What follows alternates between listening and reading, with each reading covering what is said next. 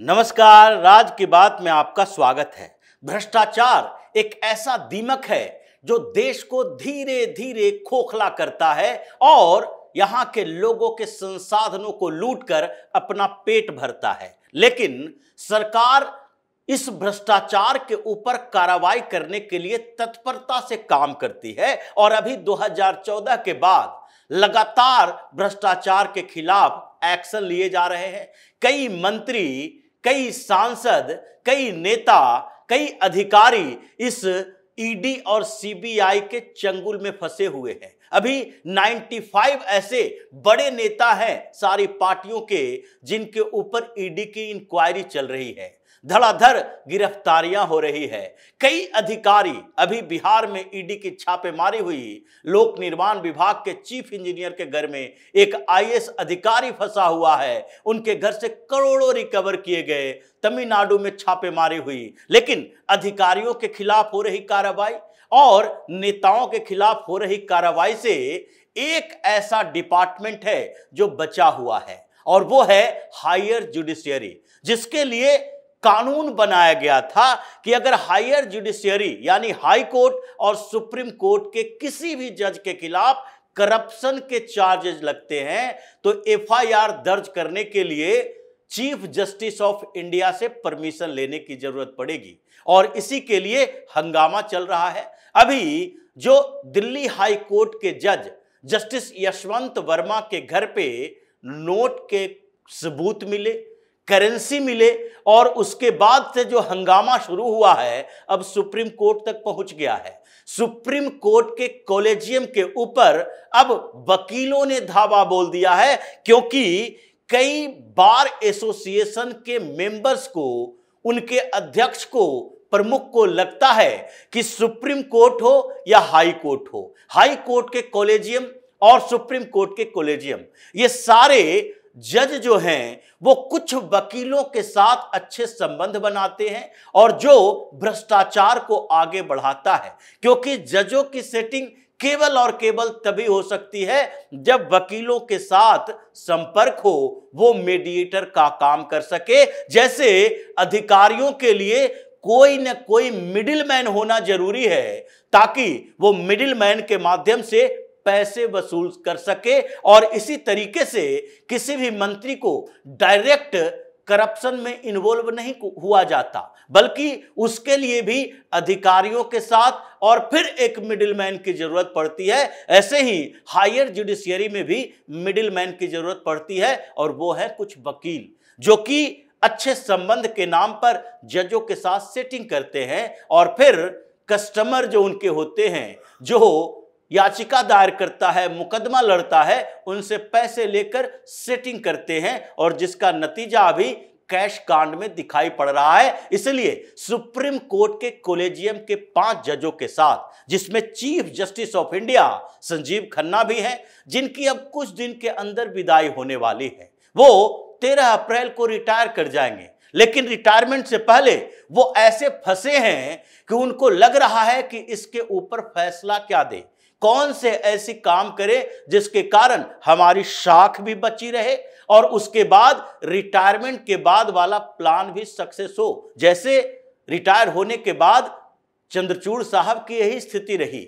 Retire होने के बाद उनके ऊपर कई आरोप लगे। आरोप ये भी थे कि उन्होंने एक पिंडर ऑफ बॉक्स खोल दिया जजमेंट में, जो जजमेंट था ज्ञानवापी परिसर को लेकर, और उसके कारण पूरे हिंदुस्तान में मस्जिदों के खिलाफ, दरगाहों के खिलाफ याचिका दायर की जाने लगी और इसके कारण उसको नेशनल स्तर पर नहीं बल्कि इंटरनेशनल स्तर पर, जो कि ये जब रिटायर करते हैं तो कई ह्यूमन राइट्स वाले एनजीओ में इनको अब कुछ न कुछ भूमिका दी जाती है जिनसे कमाई का जरिया बनता है। अलग अलग जगहों पर कॉन्फ्रेंस के लिए बुलाया जाता है जिसके पेमेंट मिलते हैं, सुविधाएं मिलती है और इन अंतरराष्ट्रीय स्तर पर कई जगहों पर इनको लॉ स्टूडेंट को संबोधित करने के लिए बुलाया जाता है, जिसके लिए भी पेमेंट मिलती है। तो ये सारे धंधे बंद हो जाएंगे, क्योंकि पूरी दुनिया में लॉबिंग सबसे बड़ी इन वामपंथियों की है, जो अपने आप को सो कॉल्ड सेकुलर कहते हैं और उसके लिए ये मुसलमानों को गोद में लेकर बैठे रहते हैं, और उसके खिलाफ अगर कोई फैसला दे दे तो उसके पूरी दुनिया में शाख कमजोर हो जाती है। ऐसा अब तक चलता रहा। इसलिए सीजेआई संजीव खन्ना वो इस तरह से फंसे हुए हैं कि जब 6 हाई कोर्ट के बार एसोसिएशन के लीडर्स ये सारे मिलने के लिए आए तो संजीव खन्ना से निराश होकर वापस लौटे। उसमें इलाहाबाद हाई कोर्ट के बार एसोसिएशन के लीडर भी थे, तो दूसरे तरफ कर्नाटक हाई कोर्ट के बार एसोसिएशन के थे, Kerala high court bar association के, लखनऊ बेंच के, जो लखनऊ में बेंच है इलाहाबाद हाई कोर्ट का, उसके बार एसोसिएशन के मेंबर भी थे, और साथ ही वहां पर जबलपुर बार एसोसिएशन के भी थे। तो ये 6 हाई कोर्ट के बार एसोसिएशन के लीडर मिलने के लिए आए दिल्ली में, और उनका कंसर्न केवल यशवंत वर्मा नहीं थे, बल्कि हायर जुडिशियरी के अंदर जो करप्शन हो रहा है उसे लेकर ये बातचीत करने के लिए आए थे। सबसे पहले इन्होंने मुलाकात की chief justice of India Sanjeev Khanna से, और उनके साथ बातचीत की, और यशवंत वर्मा के मुद्दे पर Allahabad high court bar association के प्रमुख अभी जो हैं अनिल तिवारी, उन्होंने सीधे तौर पर कहा कि क्या कोई डंपिंग ग्राउंड है इलाहाबाद हाई कोर्ट, जिसमें आप एक भ्रष्ट जज को भेज रहे हैं।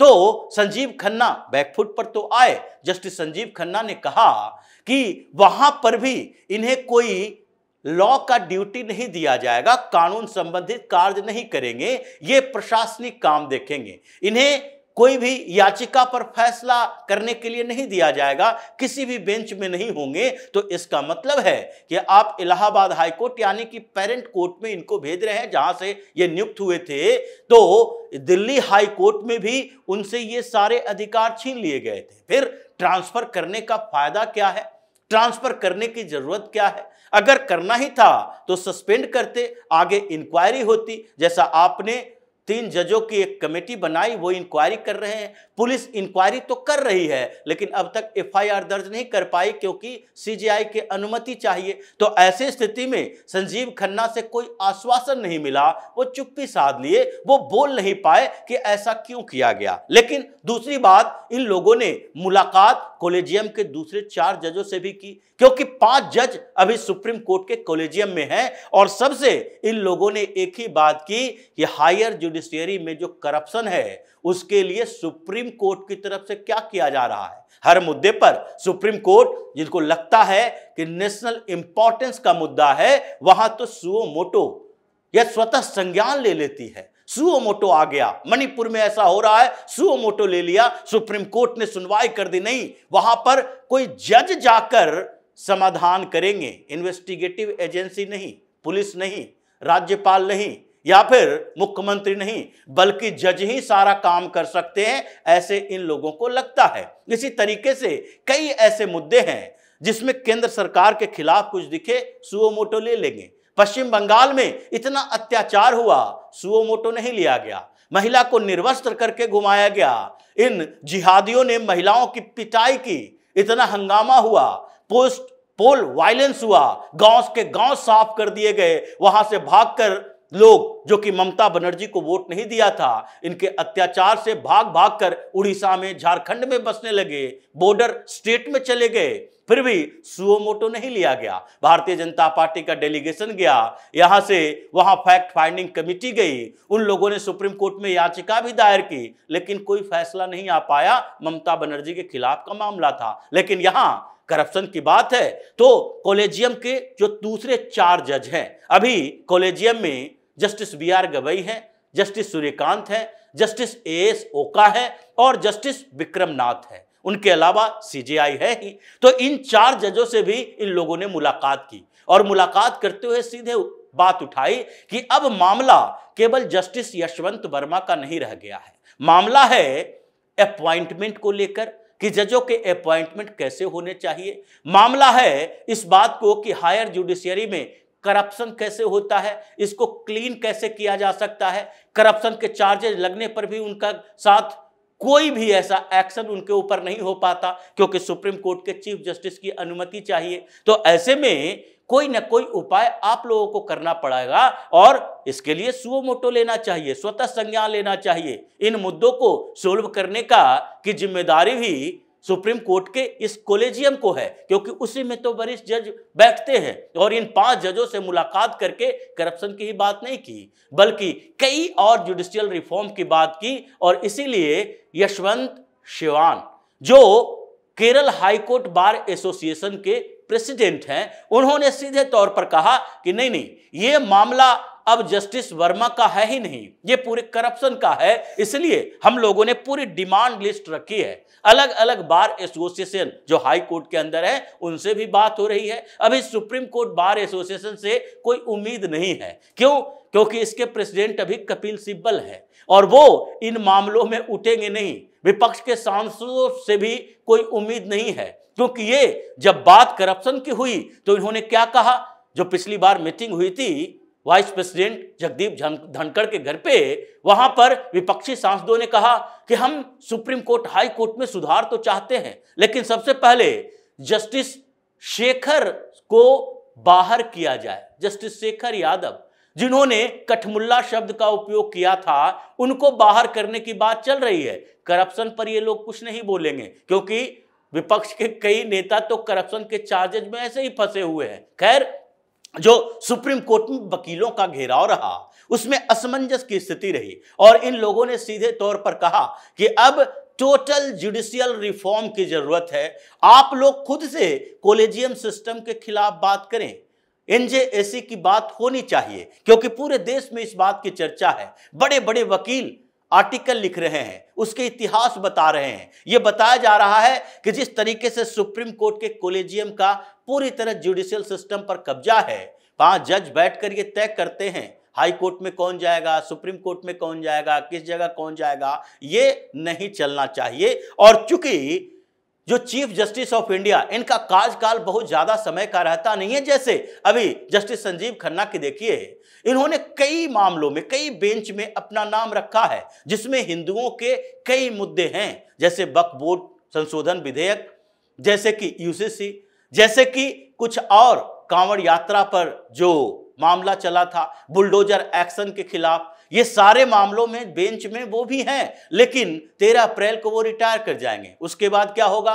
पहले कहा जा रहा था तेजी से सुनवाई करो, तेजी से सुनवाई करो, क्योंकि इसमें Jamiat Ulemae Hind, all India Muslim personal law board, ये सारे आ गए थे, जल्दी से सुनवाई करो। लेकिन सुनवाई कैसे होगी? ये स्टे पर स्टे लगेगा, क्योंकि अब फिर से नया रोस्टर आएगा, नए जज की नियुक्ति होगी उस बेंच में, और फिर नया बेंच बनेगा, फिर से ये मामला ठंडे बस्ते में चला जाएगा और लंबा खींचते रहेगा। इन लोगों ने ये नहीं सोचा कि रिटायरमेंट जब होने वाला है तो हमें उस बेंच में रहने की क्या जरूरत है। जिन जजों के कार्यकाल 2026, 27, 28 तक, 31 तक भी है, उन लोगों को इस बेंच में रखा जाए, लेकिन नहीं, रखना इन्हीं को है। इसलिए सुप्रीम कोर्ट में जो बार एसोसिएशन के लीडर्स ने चाकर घेरेबंदी की है कॉलेजियम के इन 5 जजों की, उससे सुप्रीम कोर्ट के अंदर इस बात की खलबली है कि क्या आगे कुछ बड़ा होने वाला है।